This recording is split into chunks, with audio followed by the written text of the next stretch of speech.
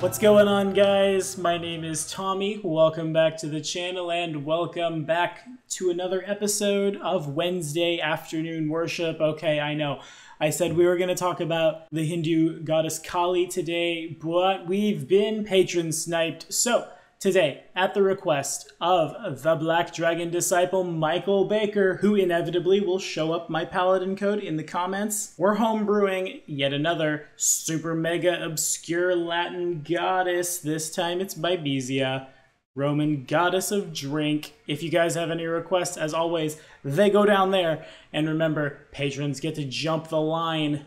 And hey, speaking of patrons, this one goes out to Tiki Sui the Artificer. I know I recently shouted him out, but we gotta do it again because this man has purchased me Fallout 76. I am definitely, I know I said this before and you said I sounded too much like we were streaming.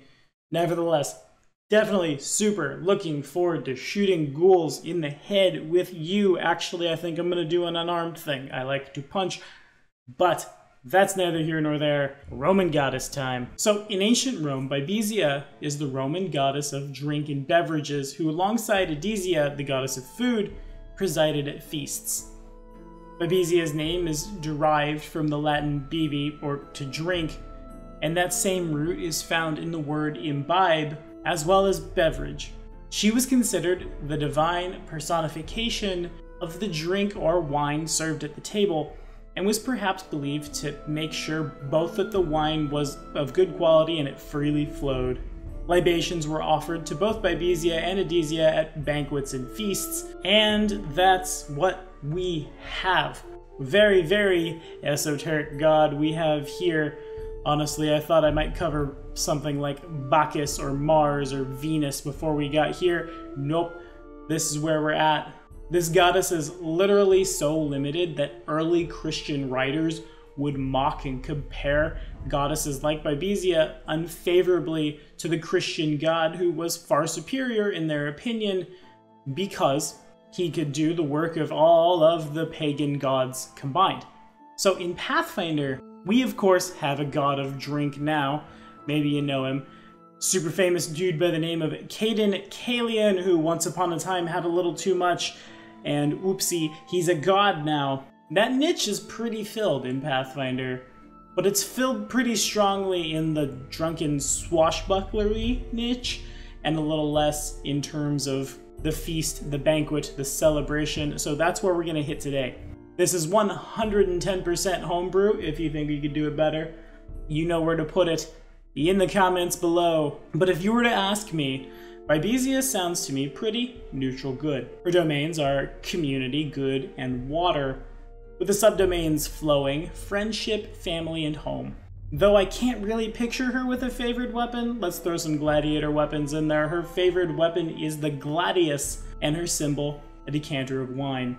To perform Bibesia's Black Dragon Gaming homebrew deific obedience, serve a meal to another person or group. This obedience may be performed at any time of the day, but must be performed each day in order to receive its effects. During this meal, ensure that no one whom you serve ever runs out of drink, and fill their cups as they begin to drain. In return, you gain a +4 sacred bonus on fortitude saves versus poison and against becoming drunk. Because, you know, if you serve the wine goddess, you need that buffer. Anywho, exalted boons grant us create water 3 times a day, purify food and drink twice a day, or once a day goodberry. At 16th level, you gain the ability to manifest a blade from the sacred liquid of your goddess. This allows you to, as a standard action, or swift action if you have the quick draw feat, cause a full bottle of wine to spill its contents into your hand and transform into a gladius. The gladius has an enhancement bonus of +1 for every 4 levels you have, a maximum of +5 at 20th. The weapon can never be disarmed, stolen, or sundered, and if you release your hold on it, it transforms back into wine. You can end this effect by sheathing the blade back into its container. Doing so causes it to return to its original form, and at 20th level, when you manifest this blade, you may add your choice of weapon enchantments to the blade.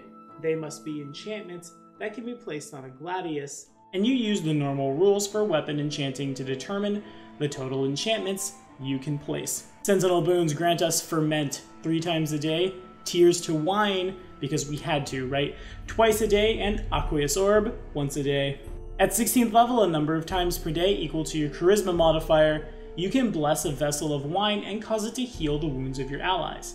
This functions as the lay on hands ability of a paladin, treating your level as your paladin level. If you are a paladin, you instead may lay on hands 3 additional times per day, and at 20th level you may cast Control Water, a number of times per day equal to your charisma modifier, as a spell-like ability, with a caster level equaling your hit dice. Evangelist boons grant us Adoration 3 times a day, Honeyed Tongue twice a day, or Hold Person once a day. At 16th level, while performing your deific obedience, you may add your Wisdom modifier in addition to your Charisma modifier on diplomacy checks, and your Charisma modifier in addition to your Wisdom modifier on sense motive checks when dealing with the people you serve at feasts. And at 20th level, those you serve during your obedience are treated as if they are in the emanation of a Zone of Truth spell, DC 10 plus half your level plus your charisma, because who doesn't need a little bit of intrigue sprinkled on top there, right? You know? Anywho, we are neutral good, so Bibesia is of course getting custom homebrew paladin code, you know, like a custom homebrew, everything else we're doing right now. I will preemptively say that Michael's beat me in the comments, he always does, but here's mine. It goes like this. I am a protector of the families as they take their sustenance. No harm will come to those who let their guard down to eat. I am master of drink and will see to it that the wine both flows freely and is of good quality. Though I will see drink fill cups to bursting, I will see to it that none drink too deeply, lest they spoil the feast for others. I will see to it that each has their fair share to eat and drink. No one will go without in my presence. And of course, if you've picked up Planar Adventures, if you haven't, you should, super cool, you'll know that all the core deities are granting boons pending the results of crusades and super awesome things done in the name of your deity. For Bibesia, you can turn any liquid into wine as a standard action. So when I think about this god, in the Pathfinder universe, again, it's like Caden Kalian, just a little less get drunk and swashbuckle, a little more eat, drink, and be merry. Maybe not so much as like Dionysus or Bacchus that you're a little too merry. And we don't see that as much in the tabletop role-playing games world, so much as we see like partying at the tavern after the adventure is over. However, this is still an important part of the world, right? This video is coming out on Halloween alongside our Halloween one-shot. Oh, by the way, happy Halloween! And a lot of us out there are probably already thinking about our Christmas shopping. The holidays are right around the corner, and that's an important part of a campaign. That's an important part of a game. It makes it real, not just kick down the door, beat those skeletons with their shoes, take their shoes, sell their shoes, get better shoes. Suddenly this has become a game of shopping for shoes. No judgment from me, right? Something like a feast for the sake of feasting, coming together with your loved ones to eat, drink, and be merry, makes the game feel more real. And Bibesia slots in really well for that.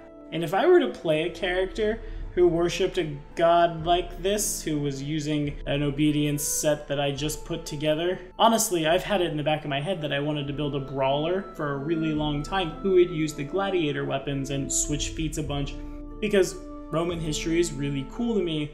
I suppose it's a little self-serving to have a god with the gladius as the favored weapon, though a short sword is basically the same thing, and then war priest up, but the same would work for an inquisitor, the same would work for a bunch of different sorts of character classes that want to build into the Latin world. Again, it might not be Mars or Venus or Mercury or Jupiter or Saturn or you name that planet, but it's still there, it's still a thing, and alongside Feronia, who does appear as Rigathiel's mom here in Pathfinder, the way is paved for future Latin deities, but that's all we have for today. Thank you guys so much for watching, and remember to hit that like and subscribe button for more Pathfinder 1st, 2nd, and CRPG content, homebrew or otherwise. Now, barring more patron sniping, the next episode of Wednesday Afternoon Worship well and truly will cover the Hindu goddess Kali. See you next Wednesday.